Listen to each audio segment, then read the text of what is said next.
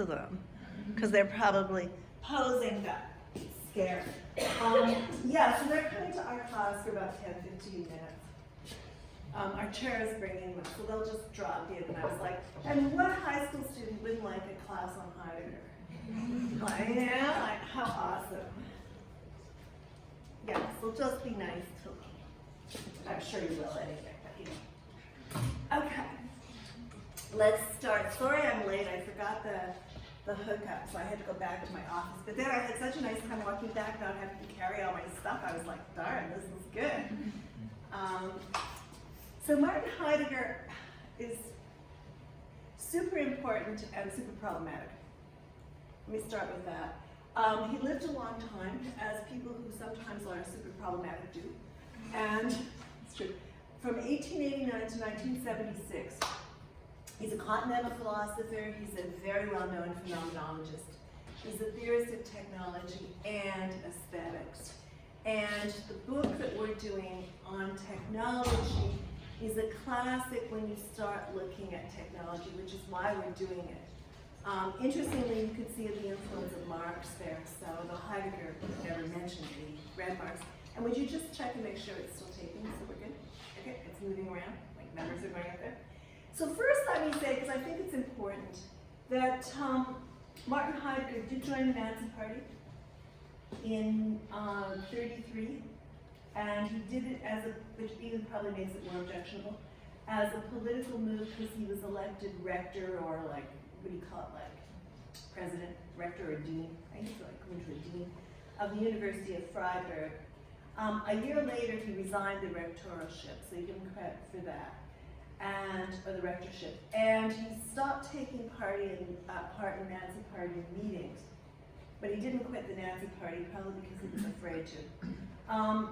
And he didn't quit until its dismantling at the end of World War II. So at the denazification hearings, and Schmidt was also brought before the denazification hearings. So the denazification hearings after World War II led to Heidegger being dismissed from Freiburg, and he was banned from teaching. In '49, they further investigated him, and the French military that was responsible for the further investigation classified Heidegger as a fellow traveler rather than as a Nazi. So he could have been reinstated, but he never taught again. And I think it's important to have this background for a couple of reasons.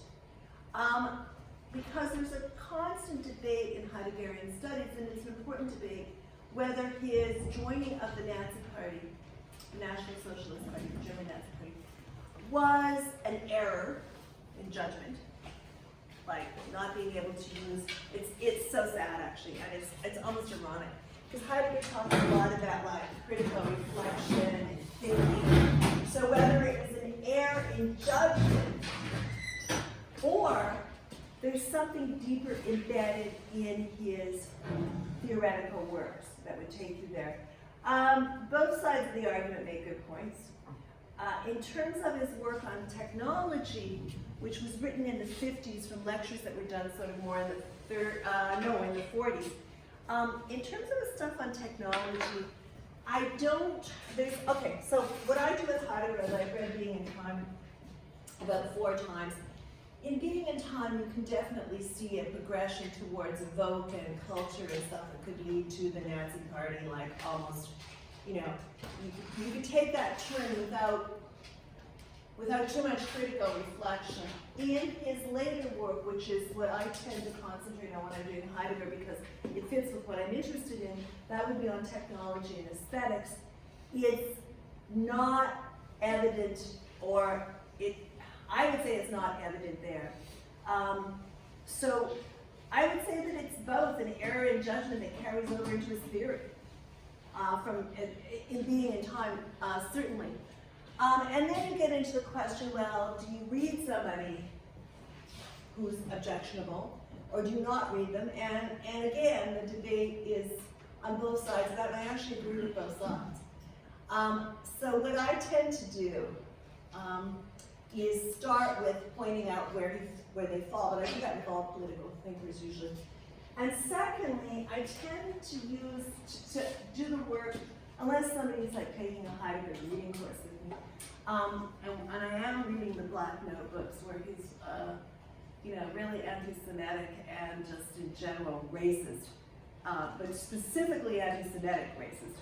I'm doing that with a grad student who's doing his PhD on Heidegger, and I'm supervising it. So the thing is, I tend to use this stuff in technology because it's fundamentally important to build a conceptual understanding of technology, and people refer to it all the time, you're influenced by it, and I also tend to use this work on aesthetics, because again, it's fundamentally important in understanding aesthetics, and it comes out of Nietzsche. Actually, Heidegger's work on aesthetics is, kind of directly develops from Nietzsche's work, which is interesting.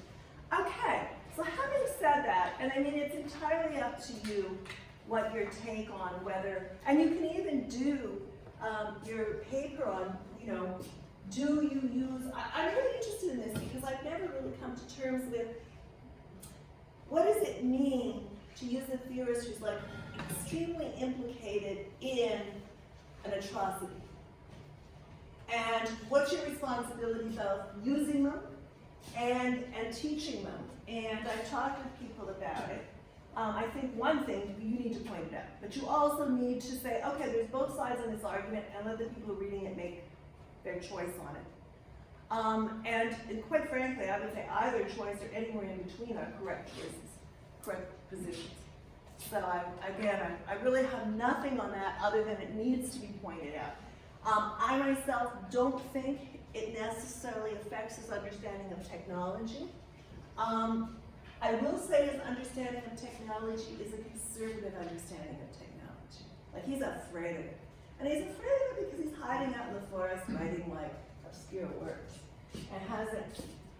What's interesting to me with Heidegger, you get the right-wing Heideggerians, but you get the post-structuralist Heideggerians that sort of come, not going to rant the post-structuralists, that come from, Hannah Arendt, you get into Derrida, you get into Levinas, you get a whole series of people who've been students of his recuperating specific aspects of Heidegger. And I think that's important too. So he posits, so what you're reading is this. It's a PDF of this in the book, The Question Concerning Technology and Other Essays. It was written in 1950. This book is 1977 when it was published. Most importantly, and people pick this up, and this is influenced by Marx as well, I would maintain, in his theory of alienation. He has two conflicting tendencies. He sees two conflicting tendencies in technology. And the dominant tendency is the tendency of instrumental technology. That's the danger that's inherent in technology itself, that comes to the forefront as corporate techno-science and techno-war economies. And that this danger is really brought about by modes of production. But once it becomes, this is Marx, it's not Heidegger, but once it becomes brought about by modes of production, as we know, with digital studies, it gets embedded in the very technology that we're using. So it's no surprise that in algorithms, which you get are, what we're doing in cyber politics tonight is algorithms of oppression. I think this might be the undergrad. Not undergrad. Gosh, I keep calling you guys undergrads and they're insulted. I'm Shannon Bell. Yeah, you guys come on in. Yeah, come on in. I'm going to introduce you to the class. Okay. These fabulous people, come on in and take a seat. These fabulous people are Paul's 3040, which is modern political science. Just go sit anywhere you want. Nice to see you. And these fabulous people are high school students from different high schools. Oh, nice. And there's tons of you. That's so awesome. And we're taping it. Okay, so we're gonna, I was gonna say, we're not taping you guys, we're taping you.